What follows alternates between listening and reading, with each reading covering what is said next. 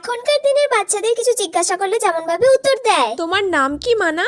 আমার নাম সুপর্ণা ঘোষ, আমার বাবার নাম সমীর ঘোষ, আমার মায়ের নাম সুচিত্রা ঘোষ। আমি স্কুলে পড়ি গুডুল প্রাথমিক বিদ্যালয়ে। আমার মামার বাড়ি বর্ধমানে। আমি ড্রয়িং, নাচের ক্লাস, গানের ক্লাস, আঁকা, আবৃত্তি সব শিখি।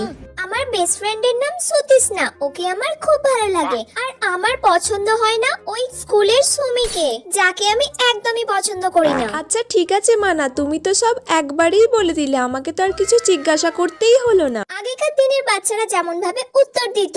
কি মানা, তোমার নামটা কি বলো? কি রে, কাকিমা তোর নামটা জিজ্ঞাসা করছে, তুই তোর নামটা বলতে পারছিস না? বল কাকিমাকে নামটা। এ বাবা, একটা মেয়ের নাম জানে না।